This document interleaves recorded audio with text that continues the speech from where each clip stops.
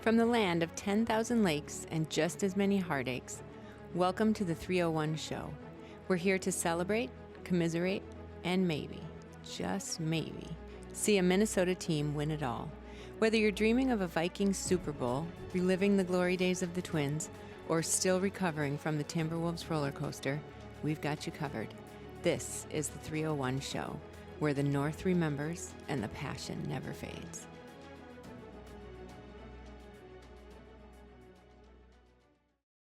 All right, yes, welcome in to the 301 Show. I'm your host, Charlie Wayman. We've got a fantastic episode here, episode 22 of the 301 Show. I just want to take a moment and thank you guys for tuning in, for everyone that is tuning into this episode. But I do want to, just thank you guys. We do have a great episode coming up here. We've got two teams advancing in the playoffs, and then we've got off-season talks for two other teams, and then a fifth team that is seemingly on a roll in the regular season. All right, moving on now to the Nordic Report. Got some news coming out of the NFL here yesterday with the schedule being released. The Vikings are set to play back-to-back games in Europe in weeks 4 and 5. Week 4, they take on the Steelers in Dublin. And then in week 5, they go across to England, probably London somewhere. They are taking on the Cleveland Browns. This is absolutely fantastic because at this point you have in the NFL, is 17 games. There's 18 weeks, but there's 17 games, and every year it switches which conference gets the one more home game. So last year the Vikings had 9 home games, technically 9 home games because they had one neutral site game that they were considered the home team for, but this year, they were scheduled for 8 home games and 9 away games. Both of these games against the Steelers and the Browns technically count as 2 away games or home games for the Steelers and the Browns. So now you've effectively taken your schedule to be 8 home games, 7 away games, and 2 neutral site games. And Vikings fans travel very well here to Europe. There's a lot of Vikings fans in Europe to begin with. So the fact that you were able to get those two and the Steelers fans and Browns fans are very passionate too. There are going to be Steelers and Browns fans in Europe, but they are two cities that it's not like you're going over and playing the Chargers, who the Vikings do have the Chargers on their schedule in LA, but the Chargers don't get any fans of their own in their own stadium, which sucks for them, but is great for the away team. So it's not like as the away team you're taking that game off of your schedule. You're taking 2 games off the schedule where the opposing crowd is loud and is passionate. And to be a Browns fan, you have to be passionate about the Browns at this point with what, a debacle that franchise is. So you've taken 2 away games and turned them into neutral site games. And they will just stay in. It's not like they're going to go to Dublin and then have to come back here and then go back to England. They're just staying in Europe for 10 days, and I'm sure the Vikings and the NFL is going to work with the families and have a couple, 1 or maybe even 2 plane charters for families to go to Europe with the players, and knowing the grades that the player grades that they give for the owners and the teams.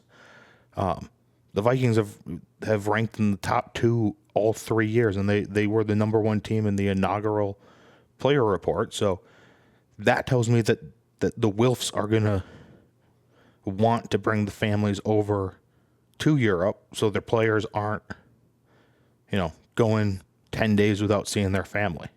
Even in away games in the U.S., they still come back to Minnesota. Like they aren't away from the state of Minnesota for a couple weeks if they've got like 2 or 3 away games in a row. They come back, practice here, they're able to be at home, and then they travel back out to wherever they're going.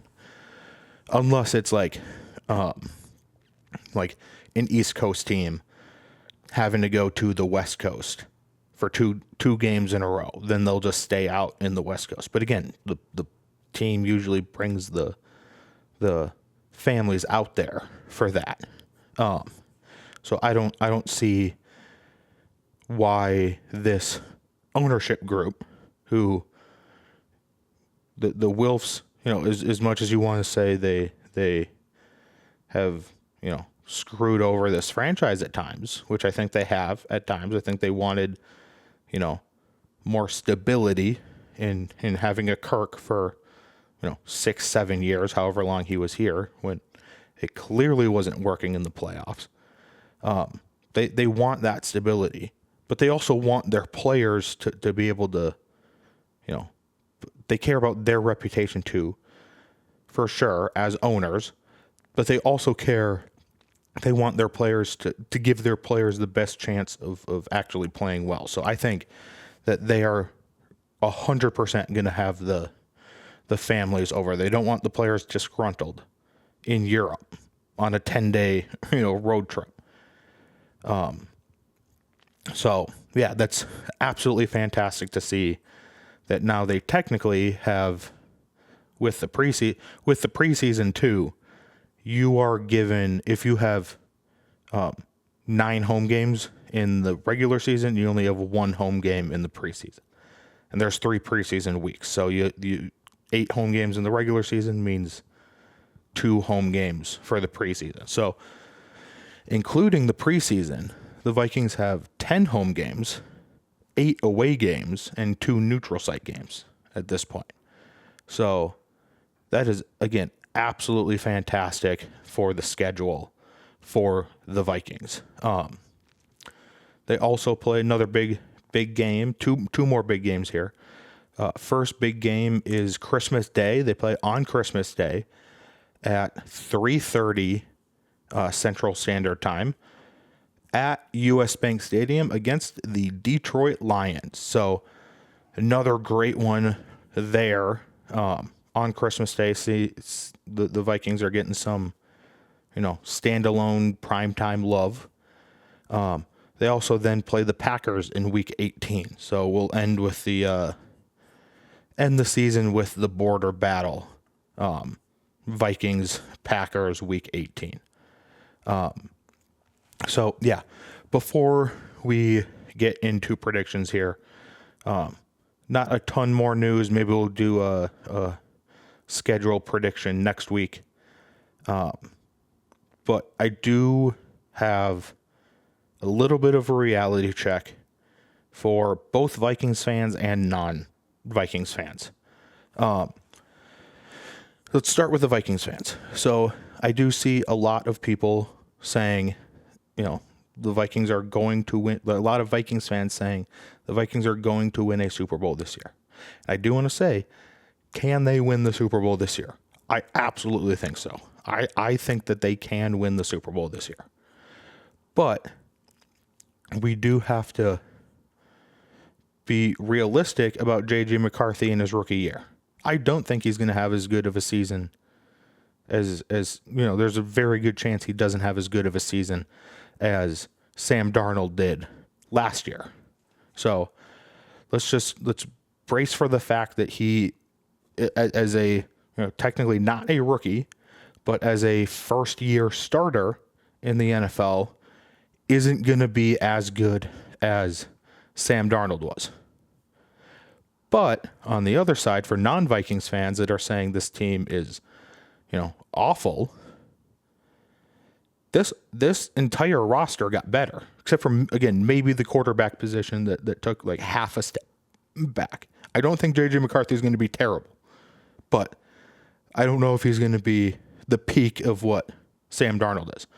But again, for the non-Vikings fans, if you just take the quarterback out of this, the O-line got better. We're going to assume Christian Darrisaw is back and healthy. That's very much an upgrade over Cam Robinson. They wouldn't have had to trade for Cam Robinson last year if Darrisaw didn't get hurt. They improved all three interior offensive line positions. I know you've got the rookie Donovan Jackson, but again, if you're assuming that Darrisaw is healthy, he can help the rookie Donovan Jackson. He's going to help massively with the rookie guard. Then you've got Ryan Kelly and Will Fries, who, again, this is a new O-line to them, but they played together in Indianapolis. The O-line absolutely got better. The D-line got better with Hargrave and Jonathan Allen coming in. And I also think, too, B-Flow, his defense, they put a bunch of that on tape last year, a bunch of his defensive schemes. But B-Flow is a smart defensive coordinator. He should probably be an NFL head coach. I keep hoping he doesn't get offered a job because selfishly, I want him to stay here as the Vikings defensive coordinator. But he is smart enough to where he is going to be able to come up with some sort of new scheme for the Vikings defense. And I think that he, because it's on tape, doesn't necessarily that means that's 100% of what he's going to be running again this year. So the B-Flow defensive scheme will always be changing from year to year for sure, and maybe even week to week at this point. Like, he might not even need to, again, week 1 against the Giants, you're not going to need to, last year, you're not going to need to have that full that full defensive scheme out there because the Giants just weren't that good, especially their offense. And then last thing, for those that are completely doubting J.J. McCarthy, and even if I'm not even going to use J.J. McCarthy as the example here, do you not think KOC can coach a first-year starter quarterback? Well, I mean, in his first 3 years as Vikings head coach, he won 13 games his first year, he won 7 games his second year, and he won 14 games his third year. That's 20 games through the first 2 years, and then 34 more in the third year. He won 34 games in his first 3 years as the Vikings head coach. That was with Kirk Cousins, Josh Dobbs, Nick Mullins, Jaron Hall, and Sam Darnold as his 5 quarterbacks. I think J.J. McCarthy is going to be a great, absolutely great quarterback in the NFL. This is hopefully going to be his worst year as a Viking, as the Vikings quarterback. Hopefully, only gets better from here. But I think this coaching staff, especially with Josh McCown in that quarterback room too, as he's the quarterback's coach, I think he can help a lot too. Like, I think this offensive coaching staff for the Vikings is fantastic for them to get a first year starter in J.J. McCarthy, and then Sam Howell is the backup. I think those two can absolutely do a lot better. Now, hopefully they won't have to have Sam Howell in because J.J. McCarthy is playing well and he doesn't get hurt. So again, knock on wood that Sam Howell doesn't have to go in for anything. Hopefully the only playing time he gets is the garbage time if the Vikings are up by 20 points with 3 minutes left in the fourth quarter. But I think this team probably around a 12 or 13, 11 to 13, let's say 11 to 13 win team. I think that the division has gotten a lot better. I think collectively this is the toughest division in football. So I think that I think the Vikings are going to get over double-digit wins this year because of those things that I mentioned. Both sides of the both lines on either side of the ball got better, especially the interiors. Brian Flores is changing that defensive scheme, so you're not going to know what you get, even though it's on film from last year. And it is from week to week this year, too. KOC is great at coaching quarterbacks. For those reasons, I think the Vikings are going to do better, or not, maybe not as many games, but they're going to have double-digit wins in the regular season. I think they win more games in the playoffs. I think they win at least one game in the playoffs this year. So, and those reasons too are, I think, why the Super Bowl window is open right now. The Super Bowl window, I think, is open this year. And it'll be open for the next probably 5 years, starting this year. So that's where the Vikings sit right now in my eyes. Let's move on to the predictions. We had one come off the board from this past week. I said the Vikings versus Seahawks would be a Sunday night or Monday night game. It is not. It is a Sunday afternoon game in late November. Again, we will revisit this one if this one somehow gets flexed to a Sunday night or Monday night game. We'll revisit it. But for now, it is off the board as incorrect. We had 15 total correct predictions. This incorrect prediction brings us to 45 incorrect predictions for a total percentage of 33%. We got 3 more coming on the board here. We've got a couple acquisitions and then some Europe game predictions here. So the first one is that the Vikings will make another signing of 10 million plus, and this should say 10 million plus AAV before preseason week 1. I think they've got like $25 million of cap space right now. I think there's someone out there that they are looking for, and they will sign to an AAV of $10 million plus before the start of the preseason. So we'll say kickoff of the first preseason game if the announcement is made before then. Second prediction, the Vikings trade for a player with 20 plus starts by the trade deadline in 2025. So I think they're going to be, I think they're going to make a trade mid-season for someone. Hopefully it's them just improving their team and not having to find some sort of injury replacement. But I think they're going to be good, and they're going to be active at the deadline this season. And then the final prediction here is that the Vikings will win both games in Europe against the Steelers and Browns. All right, moving on here to Target Field talkers. The Twins are currently on an 11-game winning streak. They have improved to 24-20 on the year. They are 4 games above 500. It is the first time they have been above 500 all season. I started the season off 0-4 and have clawed their way back now. They were 0-4. Now they are 24-16 They are in 4th place in the AL Central. They are 5 games out of first. They are 3rd place in the wild card race. They are 1 game ahead of the first non-playoff team. So they have a 1-game cushion at this point with some games going on tonight. So that means because they are in 4th place in the division, but they are in a playoff spot, 4 of the 5 AL Central teams are in a playoff position right now. So again, if the season were to end today, they would, like the Vikings, be in the best division in their sport. The AL Central, is just doing absolutely amazing right now. 4 of the 5 teams above 500. All 4 major league teams are above 500.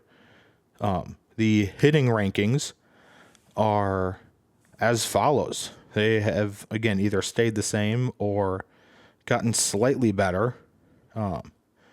Batting average, they are 239, which is tied for 18th. They're getting on base 310 at a 310 clip, which is 18th. They're slugging 380, which is 20th. The on-base plus slugging is 690, which is 19th. Runs scored, 1,078, tied for 17th. Home runs, 40, which is tied for 20th. Doubles is 70, which is 12th. Walks, 125. That is tied for 24th. Strikeouts is 354, which is 15th fewest in the big leagues. And then stolen bases is 25, which is tied for 23rd.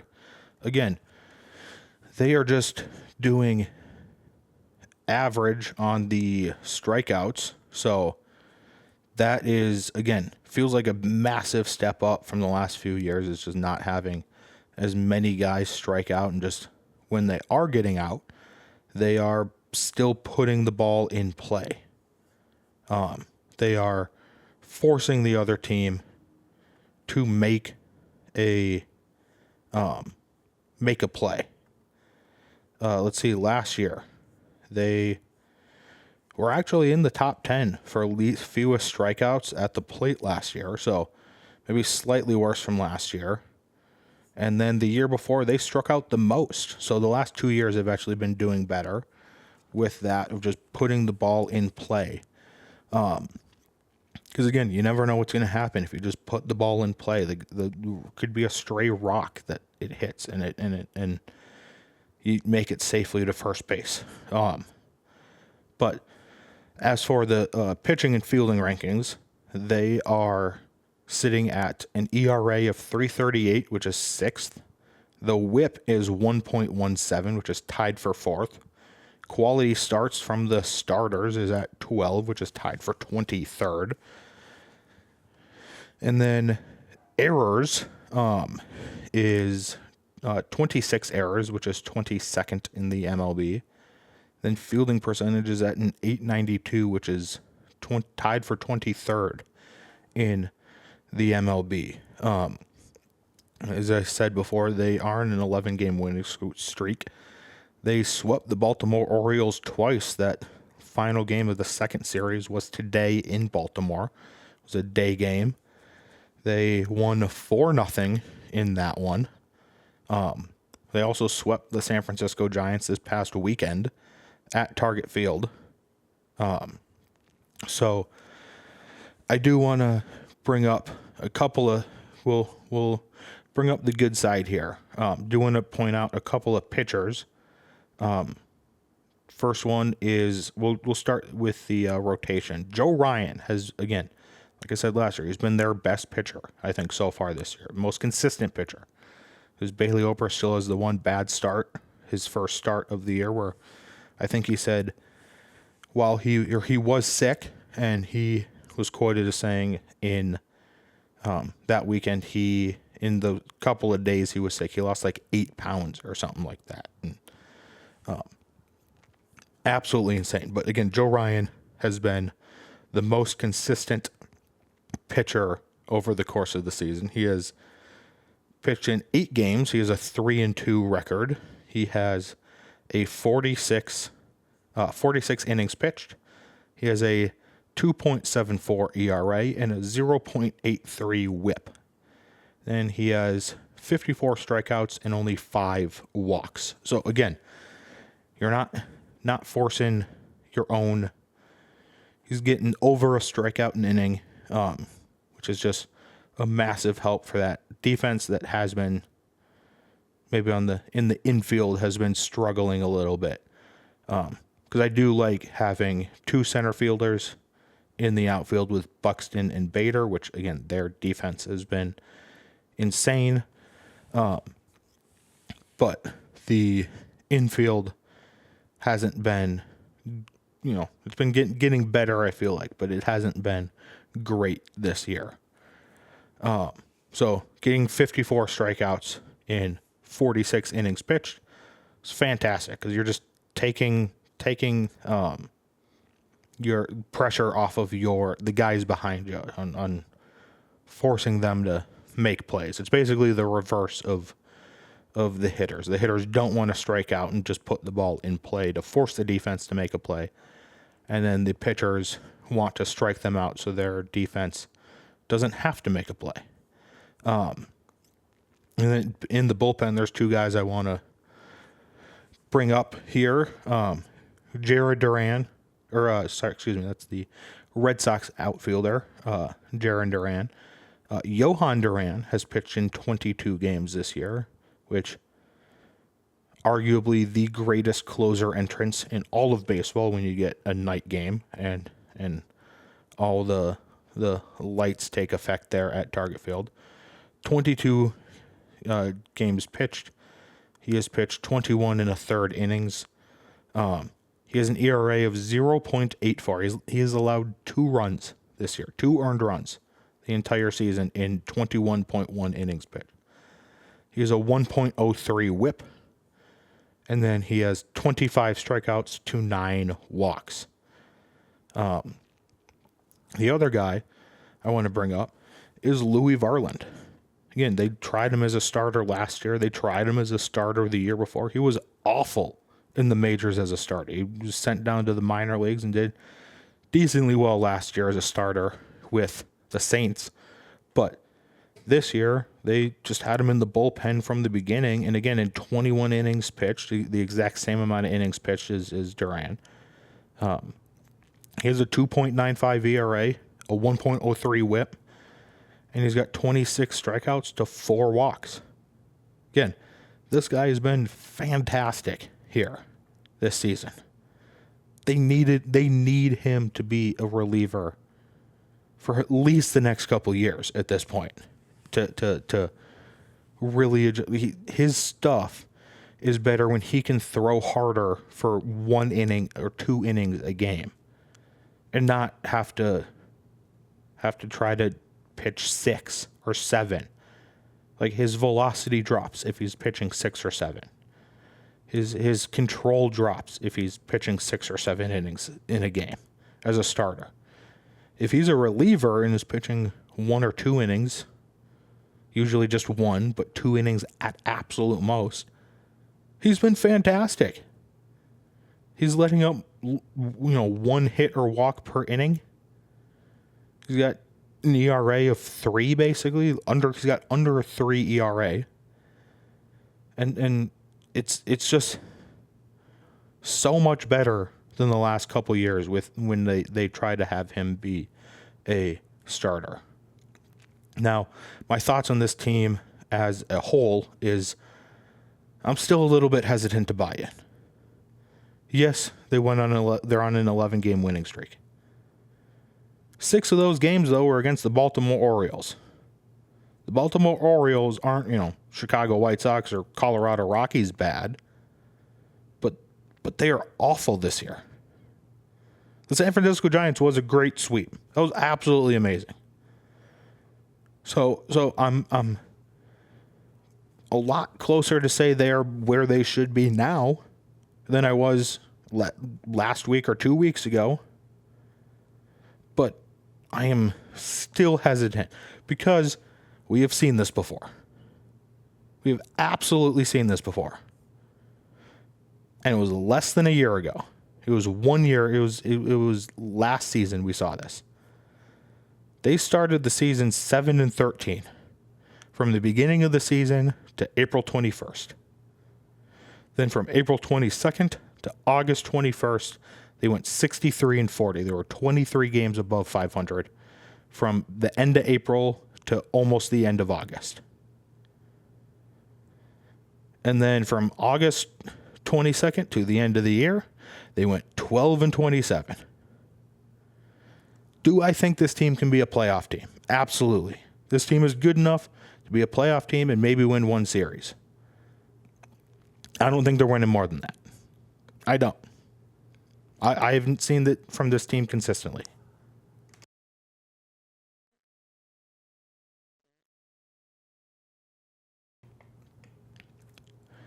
I have not seen this team consistently win this year. Now, again, they're on an 11-game winning streak. I haven't seen this team consistently win against the good teams, the teams you're going to be playing in the playoffs consistently. You do that, you take 2 or 3 from a team like, Kansas City, who you're trailing, against a team like Detroit. You take 2 or 3, or even 2 or 4. You split a series. You do that. You played Cleveland. You only won 1 game.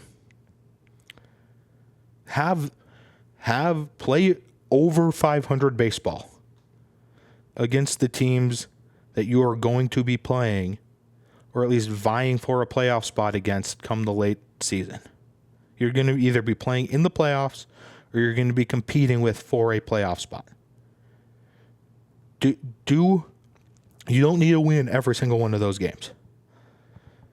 If you play, the Yankees, the Dodgers, and then the Phillies 11 games in a row. You play those 3 teams 11 games in a row. I'm not expecting you to go on an 11-game winning streak.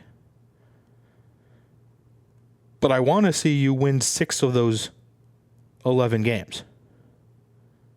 I would absolutely love to see that, because those are the teams you're going to be playing in the playoffs.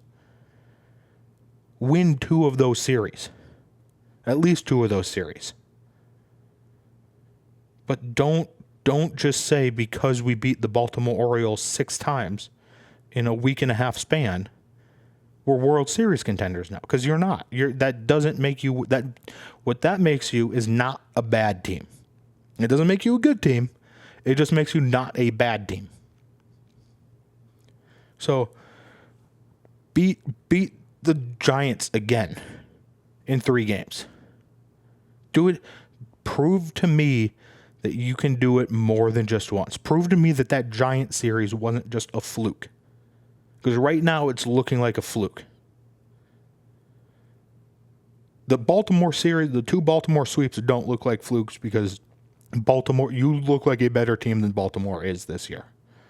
You've gotten off to a way better start than they have, for sure. So, beat up on a team that you're better at, that you are better than again. And do it against a team in your division.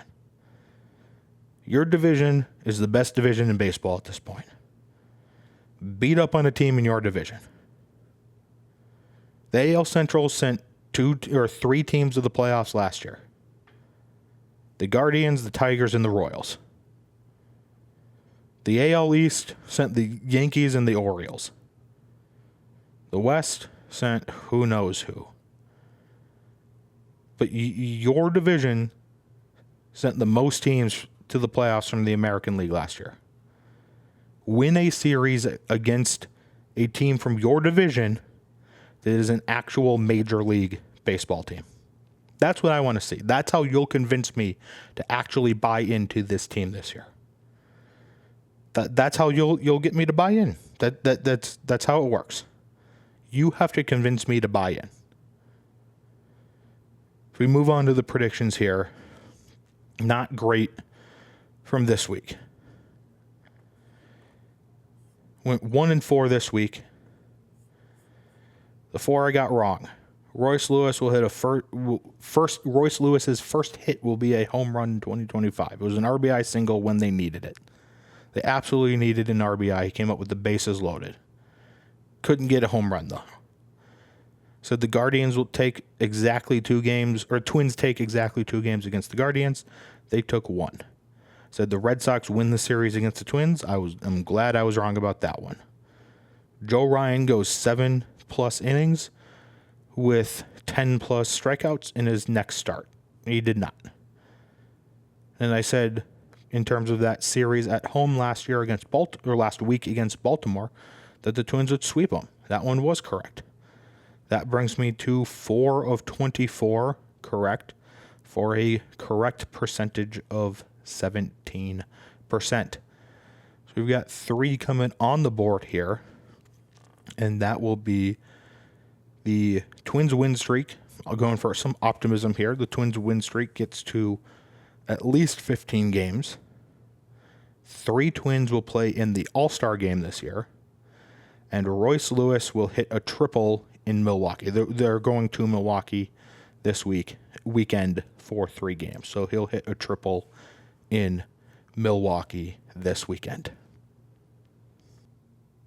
All right, so moving on to the Wolves' den here.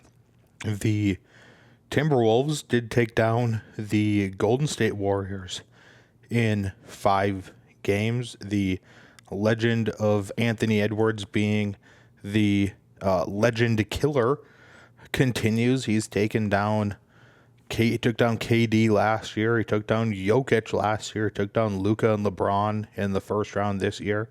And then he took down Steph Curry this year, who was hurt for almost all of the series. He played 13 minutes in 5 games this season, or this series. That was in game 1. Steph got hurt in game 1 after putting up 13 points in 13 minutes. The Warriors won game 1, 99-88. I don't think the Wolves shot particularly well in this game. Jimmy Butler and Buddy Hield were the 2 leading scorers for the Warriors. Buddy Hield had 24 points on 7 of 9 shooting. He also put up 8 rebounds and 3 assists. Jimmy, in 41 minutes, put up 20 points. He had 7 of 20 shooting with 11 rebounds and 8 assists. Ant put up 23 points that game in 42 minutes. He also had 14 rebounds in game 1. But yeah, just did not play well at all. Was absolutely awful all around in that game. The Timberwolves, or not just Ant specifically. They just, it didn't feel like they were actually in that game. Like it felt like the score was close at times. The game ended up being an 11-point game, but it just didn't feel like the Wolves actually like wanted to be there almost. But that completely changed in game 2, where Jonathan Kuminga was the leading scorer for the Golden State Warriors. He put up 18 points with Julius Randle putting up 24 points. Those are the 2 teams' leading scorer. Julius Randle was the leading scorer, which is not super surprising. He's if it's not Ant, it's usually Randle putting up. But Jonathan Kuminga, Jonathan Kuminga was the leading scorer for the Warriors, over Jimmy Butler, over Buddy Hield. I know, again, Steph Curry wasn't playing, but the Wolves won 117-93. And I'm absolutely not apologizing for winning this series for the Wolves winning this series against a Warriors team without Steph Curry. The absolute least this Warriors team could do was win 1 game. One more, I guess 2 games in the series.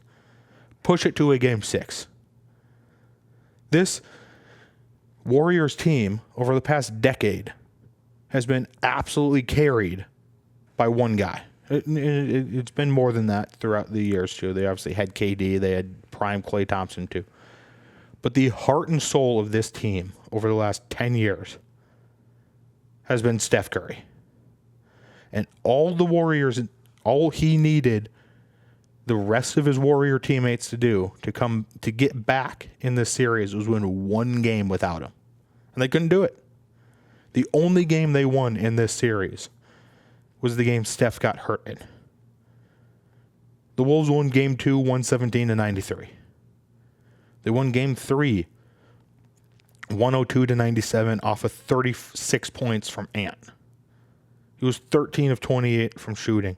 Rudy pulled down 13 rebounds. Draymond Green. He fouled out. He had 6 fouls in the game. Jimmy Butler was arguably the best player in this game, putting up 33 points. He can't do it all himself. This Warriors team got absolutely embarrassed by the Minnesota Timberwolves. Game 4, 117-110 win for the Wolves. Randall had 31 on 11 of 21 shooting. Ant had 30 on 11 of 21 shooting. Jonathan Kuminga, Gesundheit, had 23 points and was the Golden State Warriors' leading scorer. You still, like this, I know they didn't have Steph Curry, but this is still a pretty good rest of the roster on this Warriors team. It's a lot deeper, I thought, than the Lakers roster. You could maybe argue that the Lakers had two best players were better than the Warriors' two best players. But the Warriors had a better all-around roster. And when Jonathan Kuminga was the leading scorer in 2 of the 5 games, and then in Game 5, someone named Brandon Podziemski was their leading scorer. There were 3 games in this series where it was either Jonathan Kuminga or Podziemski were the leading scorers for this Warriors team. A team that has Draymond Green, who's more of a, defensive player nowadays, but a team with Draymond Green, Buddy Hield, and Jimmy Butler. And those 2 guys in over half the series were the leading scorers. It is absolutely embarrassing for the Golden State Warriors. You're telling me they couldn't have won they lost Game 3 by 5 points.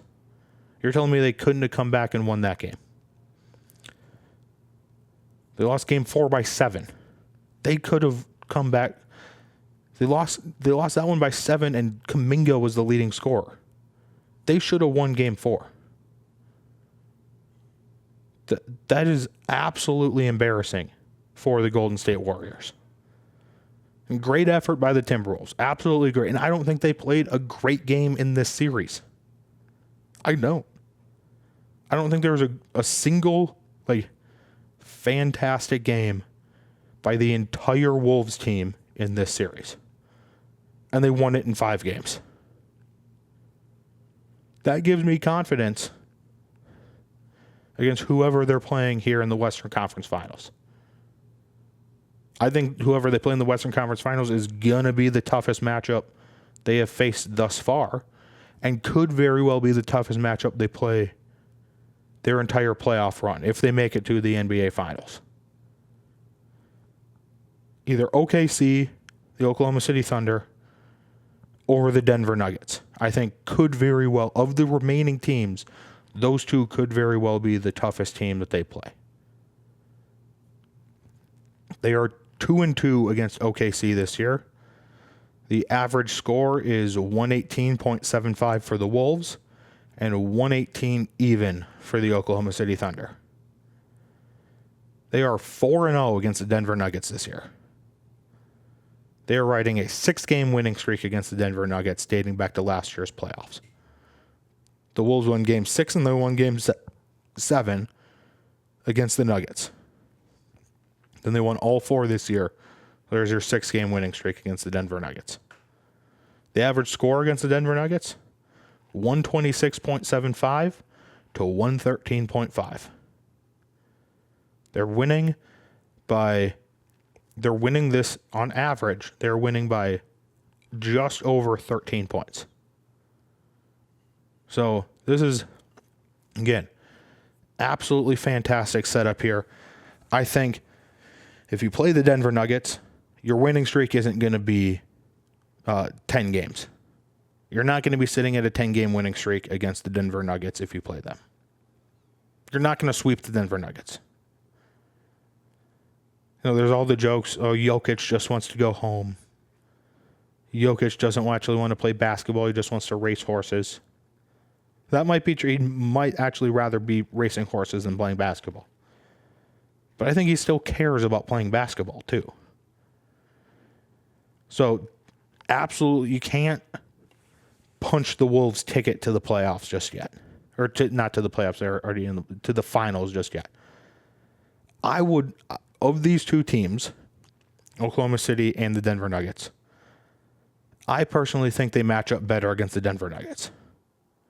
And if they do play the Nuggets, now the Nuggets and Thunder are playing tonight as I'm recording this. Game 6 is tonight. Oklahoma City is up 3-2 in that series. So the Nuggets need to win 2 games in a row here to go on. But I think they match up better against the Denver Nuggets. And I do think if they do play the Nuggets, if the Nuggets do win these 2 games, and the Wolves play the Nuggets in the Western Conference Finals, if this is anything like it was, if this series is anything like it was last year, we are in for absolute cinema at this point. So I am rooting for the Denver Nuggets at this point in the series against the Oklahoma City Thunder. Now, I did have 3 predictions come off the board here from this past series. The first one I got wrong. Draymond Green gets ejected at least one time in this series. He fouled out in one game. That technically does not count as getting ejected. I deem that it being ejected would be like getting 2 flagrant fouls or 2 technical fouls or whatever that is. Like, you got to do something egregious, not just get 6 fouls in a game. Just fouling out to me is not. If you have to go back to the locker room, that is getting ejected. If you foul out, you can still sit on the bench. Got 2 of them correct, though. I said the Wolves beat the Warriors in 6 or less games. That was correct. They won in 5. I said that Ant outscores Curry in at least 50% of the games in this series. So either way you want to, if you want to say that I backdoored this one because Ant or Curry only played 1 game, and Ant, so he technically in 4 of the 5 games had 0 points, then this is correct. Or if you want to just compare the 2 games they played, Ant had more points in game 1 than Curry did, and that technically still counts as a game played, even though he only played 13 minutes. That still counts as a game played. So either way you slice it, Ant still outscored Curry in over 50% of the games in this series. So that one is correct. Now 3 predictions coming on the board. Said the Wolves will win the Western Conference Finals, whoever they play, in 7 games. The Wolves will play the Knicks in the NBA Finals. And Anthony Edwards wins Western Conference Finals Most Valuable Player. I think it's like the Magic Johnson Conference Final or whatever it's called. He'll win the Conference Final MVP award this season. All right, on to the Rinkside Rundown here.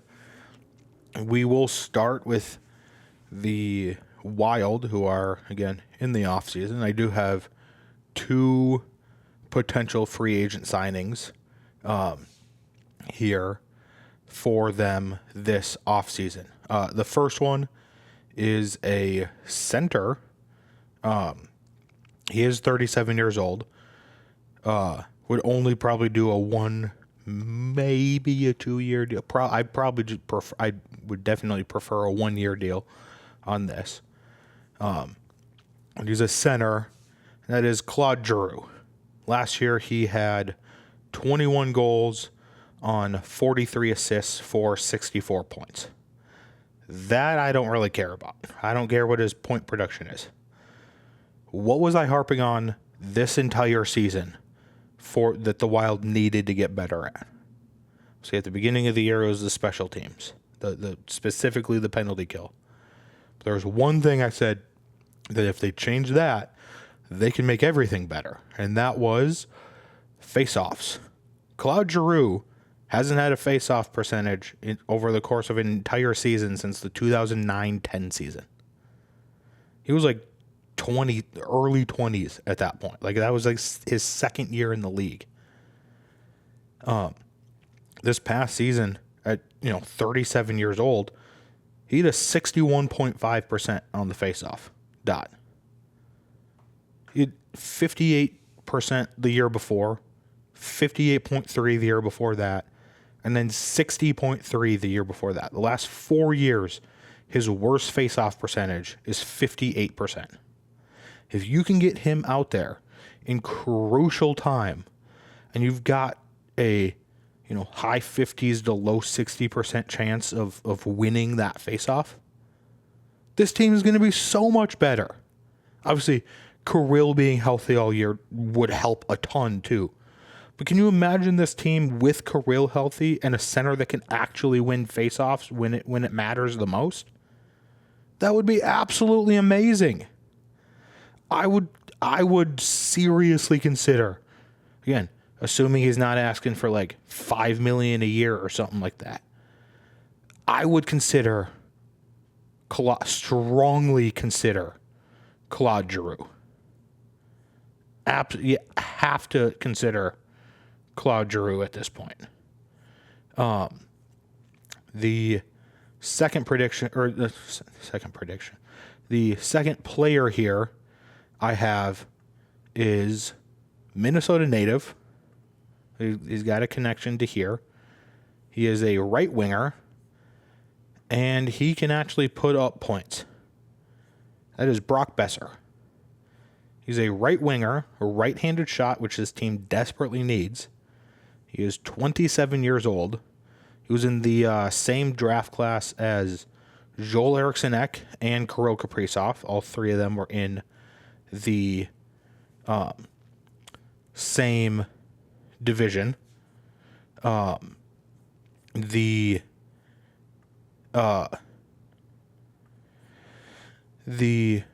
Wild absolutely needs some sort of secondary scorer here.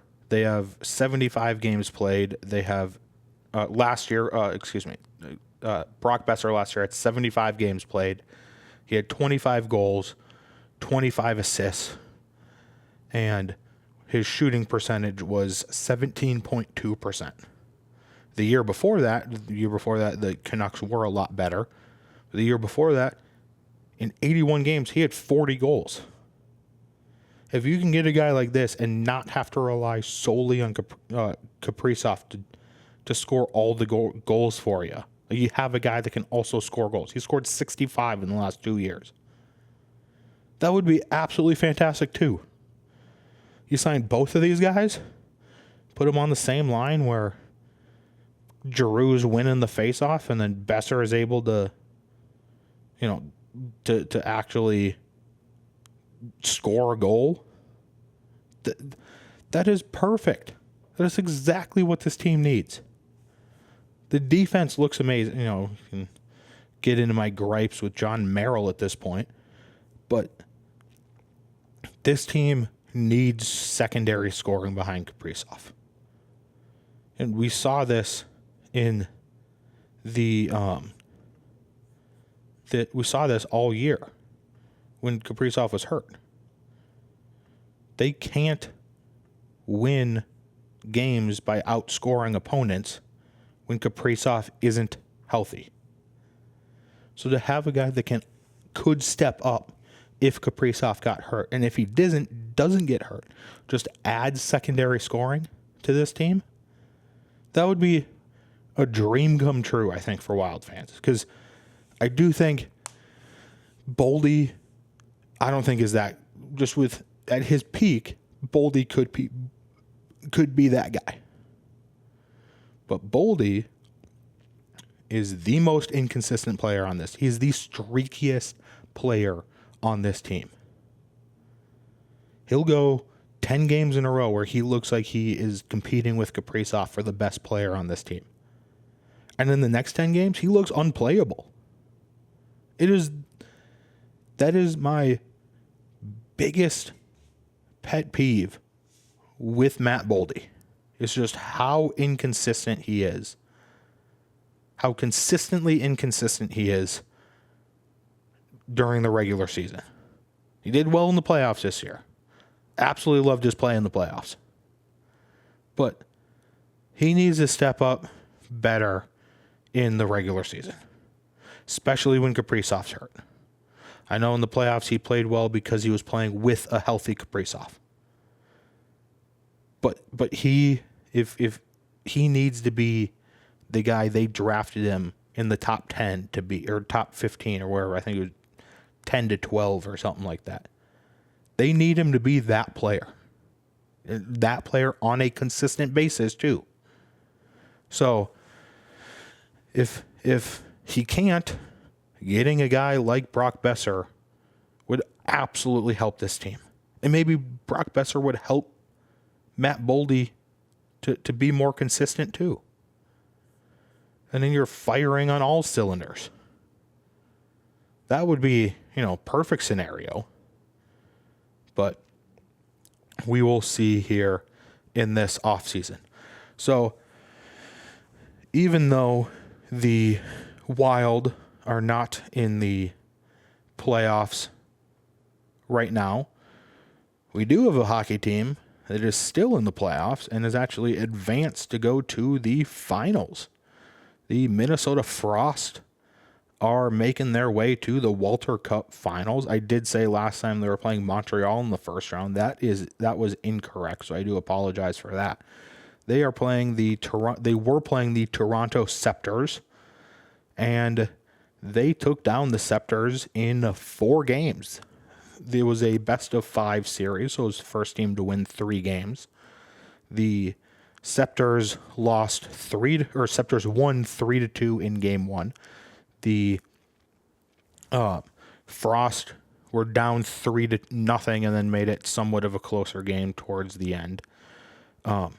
Britta Curl and Katie Knoll were the 2 goal scorers for the Frost. Britta Curl was also ejected for a hit to the head in that game. She was also given a 1-game suspension, which would end up being only game 2. Which, speaking of game 2, the Frost won game 2. Britta Curl was also the first-round pick from the Frost this past season. But winning game 2, it was one player. One player had a massive game. That was Lee Steckline. She had 2 goals and 1 assist in that game. She helped on 3 of the 5 goals that the Frost scored. Sophie Jacques, Melissa Channel Watkins, and Michaela Chava also scored for the Frost. Kristen Campbell led in 5 goals on 25 shots for Toronto. Maddie Rooney put up 27 saves on 30 shots. And I don't know if I mentioned this before, but in game 1, Nicole Hensley played pretty well too. She put up 34 saves on 37 shots. Just can't be giving up that many shots and expect to win, especially in the playoffs. So the team definitely needed to step up in front of their goaltenders, which they did in game 2. And Maddie Rooney also, I don't want to discredit her game. She played unbelievably well in game 2 as well. Game 3 was a barn burner. The final score was 7-5 in favor of the Frost. The Frost had 3 players score 1 goal, including Lee Steckline, scoring another goal after coming off a 3-point performance in game 2. Then Michaela Cava and Brooke McQuagey each scored 2 apiece in that game to combine for 4 goals for the 7 goals. Maddie Rooney struggled a little bit in this game, only saving 18 of 23, but it was okay because the offense came up massive in that game. Kristen Campbell only stopped 17 goals on 24 shots. And that set up a game 4 at the XL Energy Center. The Frost and the Wild do share the XL Energy Center. And the Frost found themselves down 2-0 in the second period, where Kendall Coyne Schofield scored 2. And then they were tied 3-3 going into at the end of the third period. So they forced overtime. Nicole Hensley stopped 26 of 29 shots. And the player of the game was a Red Wing native, Taylor Heisey. She's also a Golden Gopher. She scored the overtime winner and also had an assist in regulation as well. So Taylor Heisey absolutely stepped up massive. There's each game had like one or two heroes, or even three heroes, as in game 4. Kendall Coyne, Taylor Heisey, and Nicole Hensley all stepped up just massively for the Frost. In what ended up being the series clinching game. Absolutely fantastic to see that happen on home ice too. Love seeing the Frost faithful out there at the X going crazy. Which the Frost will now play the winner of Montreal versus Ottawa in the finals. That series is still going on. They have game 4 tonight. They are at a point where the Ottawa Charge are up 2-1 in that series going into game 4. Could close it out tonight on home ice. But regardless, this is coming back to Minnesota. At least one of these games will be coming back to Minnesota. I don't know how the seeding exactly. I think the Frost are the 4 seed. So I think they will only be guaranteed one home game in this upcoming championship series. But they do have the experience to go out and win it after winning it last year. So hopefully we can have, the trend continue of women's sports excellence here in the state of Minnesota. Hopefully the Frost can do, something that the Lynx actually never could. The Lynx were going every other year. And the Frost could be the first team in Minnesota pro sports history to go back to back. So I think I do have a prediction already on the board from a while ago that said the Frost will go back to back. So speaking of predictions, we will get into them now. I didn't have any come off the board this week for the predictions. So as a recap, I'm sitting at 23% in the Rinkside Rundown. That is 11 of 47 total. And then I've got 3 coming on the board. We've got 3 Frost predictions this time. We absolutely buying in here. Everyone here at the 301 show is buying in to the Minnesota Frost. Probably should have done a better job of covering them this season, so I do apologize for that. So I said the Frost will win the championship, again, regardless of who they're playing, Montreal or Ottawa, in 4 or less games. So they will not lose more than 1 game in the finals. At least one of the finals games will go to overtime. And Taylor Heisey will win the playoff MVP award for the Frost. All right, we are now bringing back a segment we started last episode. Go watch last episode if you missed that one to see. We ranked the top 10 Minnesota sports moments in the last episode. So this episode, I decided to rank the top 10 villains in Minnesota sports. So these we're not talking the Iceland coach from the Mighty Ducks. No, these are the real life Minnesota sports villains. So that is what we are ranking this time 1 to 10, we will start at number 10, and then number 1 will be the biggest villain in Minnesota sports. So let's start off with number 10. Again, if you want to give me a suggestion for what topic I should rank, leave them down below. We did have a comment last week saying the top 10 performances by athletes. I will be working on that one. This one though, top 10 villains in Minnesota sports history. So the first villain here is Patrick Kane. Absolutely terrorized the Wild in the early 2010s, early to mid 2010s, terrorized him in the playoffs, sent him home a few years, scored the OT winner in Game 4 in, I believe, 2015, that clinched the sweep for the Chicago Blackhawks. And one of my personal least favorite players in the NHL is Patrick Kane, just because of what he did to the Wild in the playoffs. Number 9 is a very similar reason, but it will be number 9 is Derek Jeter. Again, absolutely terrorized the Twins in the playoffs during their 18-game playoff losing streak.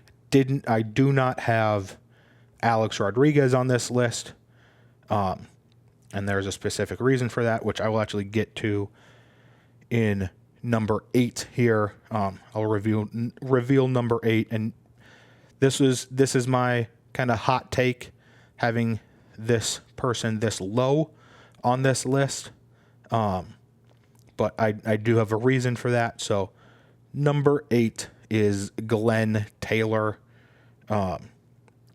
Absolutely the now still technically current owner of the Timberwolves, but is basically getting pushed out.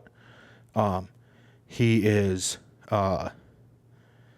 will be leaving the Timberwolves, and that is the reason I also did not have Alex Rodriguez on this list, is because he at least earned some of his graces back by being at least a part of the group that bought the Timberwolves and seemed to change the culture from Glenn Taylor's iron grip almost on keeping this team as bad or mediocre as possible. Speaking of the Timberwolves as well, number 7, again, I think the hatred for this guy has gone down, especially since they just beat him in the playoffs. But number 7 is Jimmy Butler. The absolute ego on this dude was absolutely atrocious. And I do think they made the right decision keeping Karl Anthony Towns over Jimmy Butler. All right. We will move on to number 6. And number 6 is my generation's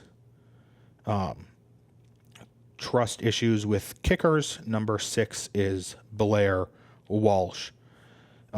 Missed a kick against the Seahawks. And again, reason he's not any higher on this list is because he was actually the only one that put up points in that game, but he did choke the biggest opportunity to move the team on that game. So he shanked it wide left at TCF Bank Stadium. Now we will move on here to the top 5 most hated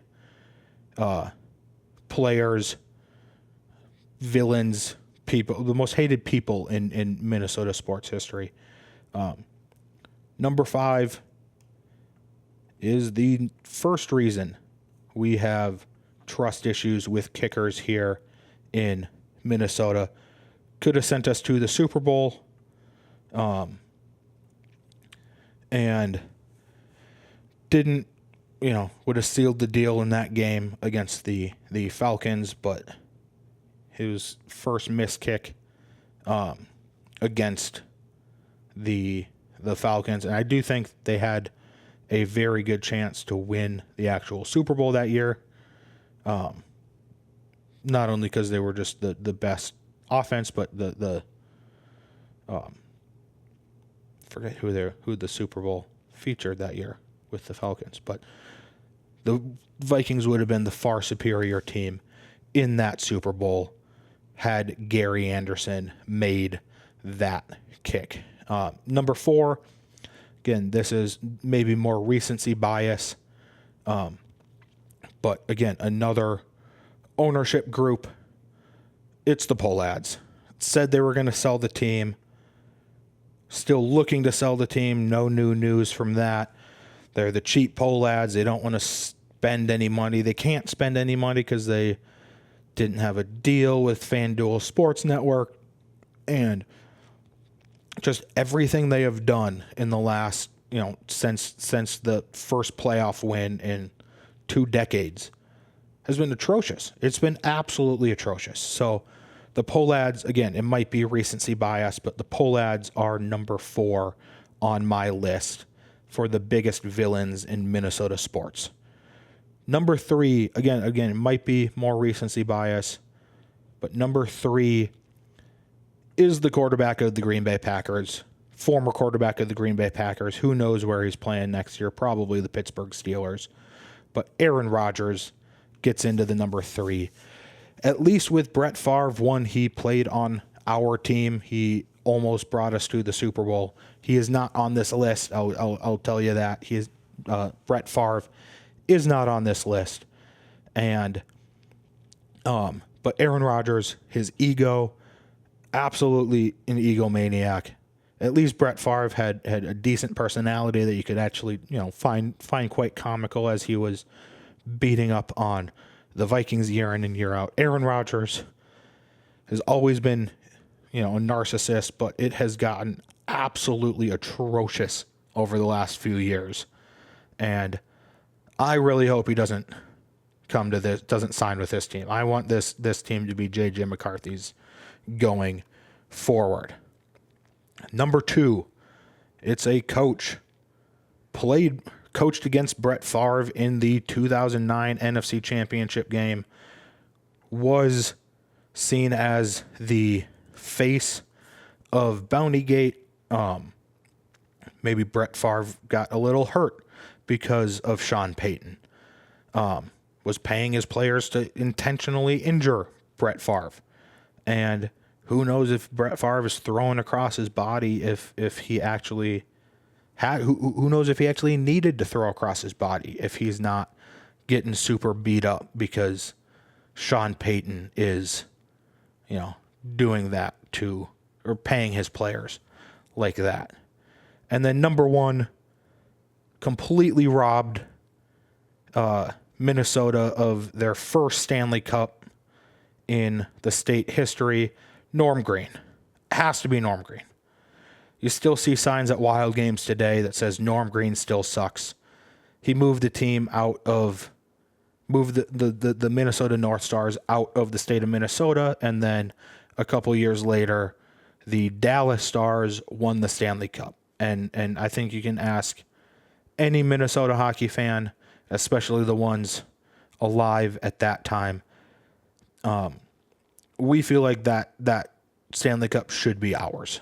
That team, and I don't think anyone's saying that Dallas shouldn't have a team. I think Dallas should have a team. I think it's good for hockey that Dallas has a team. But I didn't want it to be our team. So Norm Green, again, Norm Green still sucks. Number 1 most hated villain. We're going to run through this list again. At 10, Patrick Kane. 9, Derek Jeter. 8, Glenn Taylor. 7, Jimmy Butler. 6, Blair Walsh. 5, Gary Anderson. 4, the Pohlads. 3 Aaron Rodgers, 2 Sean Payton, and number 1 Norm Green. All right, thank you for watching episode 22 of the 301 show here. Drop a like, subscribe to the channel. Let me know where you agree or disagree. I'd love to hear your honest thoughts and feedback. Also, if you want to comment something that you think I should talk about next week, absolutely do that. Do you want to see me try to predict what the Vikings schedule is going to be? I'd love to do that too. Yeah, let me know what you want me to discuss next week, and we will see you then. Peace.